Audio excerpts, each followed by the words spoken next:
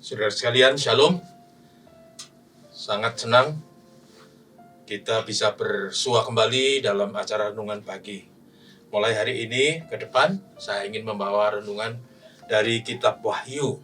Dan untuk pagi ini, saya ingin membaca dari kitab Wahyu pasal 1, ayat 1-5. Demikian firman Tuhan. Inilah wahyu Yesus Kristus yang dikaruniakan Allah kepadanya, supaya ditunjukkannya kepada hamba-hambanya apa yang harus segera terjadi. Dan oleh malaikatnya yang diutusnya, ia telah menyatakannya kepada hambanya Yohanes. Yohanes telah bersaksi tentang firman Allah dan tentang kesaksian yang diberikan oleh Yesus Kristus, yaitu segala sesuatu yang telah dilihatnya. Berbahagialah orang yang membacakan dan mereka yang mendengarkan kata-kata nubuat ini, dan yang menuruti apa yang ada tertulis di dalamnya, sebab waktunya sudah dekat. Dari Yohanes kepada ketujuh jemaat yang ada di Asia Kecil, kasih karunia dan damai sejahtera menyertai kamu dari Dia yang ada dan yang sudah ada dan yang akan datang, dan dari ketujuh roh yang ada di hadapan tahtanya, dan dari Yesus Kristus, saksi yang setia, yang pertama bangkit dari antara orang mati dan yang berkuasa atas raja-raja di bumi.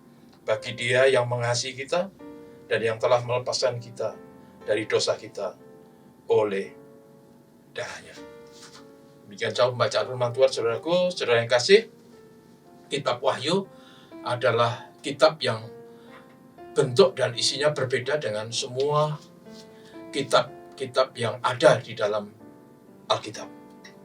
Dan kitab Wahyu sering disebut dengan Apokalipsis, yang artinya adalah bisa berarti wahyu, bisa berarti penyataan, bisa berarti nubuatan, bisa berarti penyingkapan fakta.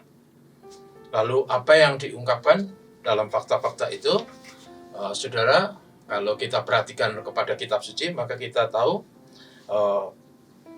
pengungkapan fakta itu yang pertama adalah mengenai kehendak Allah bagi gereja atau umatnya, apa yang harus umatnya kerjakan di bumi. Dan itu ada di Galatia 2 ayat 2. Yang kedua tentang kebenaran Allah, khususnya mengenai Yesus Kristus, Galatia 1 ayat 12. Lalu tentang misteri Allah. Saudara, Allah itu begitu tidak terbatas, ajaib, agung, sempurna dalam segala hal. Di satu sisi manusia adalah makhluk terbatas, punya akal budi tapi terbatas, punya emosi dan punya daya kreasi tapi juga terbatas. Dan karena itu, kalau Tuhan Allah menyatakan misterinya, itu hanya sebagian kecil dari apa yang Allah ingin sampaikan kepada manusia.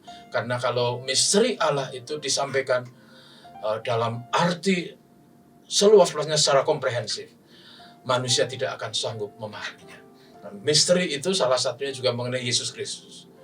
Itu sebabnya kita juga menghadapi apa yang namanya konsep Tritunggal, yang itu adalah misteri Allah, yang memang tidak semua aspek bisa dipahami oleh manusia.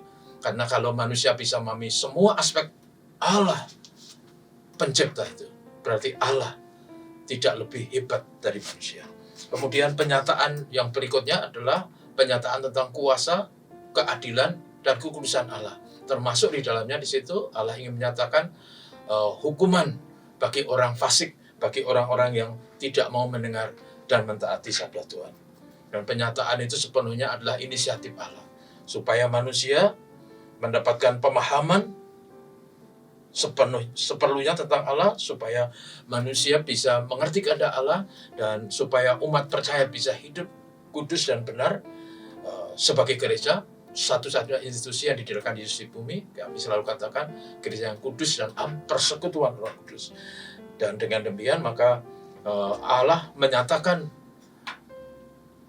penyataannya itu khususnya kepada gereja, dan lebih khusus kepada ketujuh gereja yang disebut dalam kitab Wahyu, yaitu yang ada di Efesus, yang ada di Smyrna, Pergamus, yang ada di Tiatira, Sardis, Philadelphia, dan Laodikia. Tujuan penyataan itu, saudara kalian, adalah supaya jemaat tetap teguh dalam iman dan bisa menampilkan jati diri Kristen yang baik dan benar. Dalam dunia yang berkembang, dalam dunia yang sangat materialistis dan selalu memberi daya tarik yang luar biasa dalam banyak aspek, gereja harus tetap tampil sebagai gereja, sebagai umat Allah yang harus rela hidup dikoreksi, diperbaiki, diingatkan melalui pertobatan dan koreksi. Kemudian saudaraku yang kasih, yang disampaikan dalam kitab Wahyu itu di ayat 3 dikatakan, berbahagialah mereka yang membacakan dan yang mendengarkan kata-kata dari nubuat ini dan menuruti apa yang ada terus di dalamnya, karena waktunya sudah dekat. Sekali lagi ini berhubungan dengan nubuatan ke depan. Dan penyataan itu diberikan dengan tujuan supaya jemaat memberikan bakti, memberikan dedikasi kepada Yesus yang sudah mengasihi, yang bahkan rela mati bagi kita, orang berdosa, yang membuat kita menjadi kerajaannya dan melayakkan kita menjadi imam-imam bagi Tuhan Allah. Dialah Tuhan, Alfa dan Omega, yang ada, yang sudah ada, dan yang akan datang. Sehingga umat percaya bukan saja mengenal Tuhan dan kehendak Tuhan, tapi juga umat percaya makin dewasa dalam iman dan layak di hadapan Tuhan. Kiranya saudara, kita semua menjadi umat yang makin mengenal Tuhan dan hidup berkenan di hadapan Tuhan. Tuhan memberkati kita, mari kita berdoa. Terima kasih Bapa, dalam kasih-Mu kami sejenak melihat kitab Wahyu, kitab yang sangat khusus. Banyak orang menghindari untuk merenungkannya, tapi sejauh yang kami bisa hayati, kami merenungkan hal-hal yang relevan bagi hidup kami.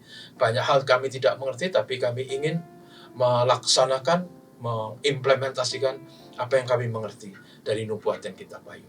Tuhan memberkati umat-Mu, Tuhan memberkati negeri kami, Tuhan memberkati supaya negeri kami bisa menghadapi situasi yang sulit sekarang ini dengan pandemi yang merajalela di seluruh bumi. Kiranya tidak kurang-kurang upaya pemerintah untuk mengatasi dan mencegah penularan. Kiranya upaya itu diberkati sehingga pandemi ini segera diatasi. Bapak terima kasih, berkati kami semua. Dalam nama Yesus kami berdoa. Amin. Terima kasih saudaraku, Tuhan memberkati.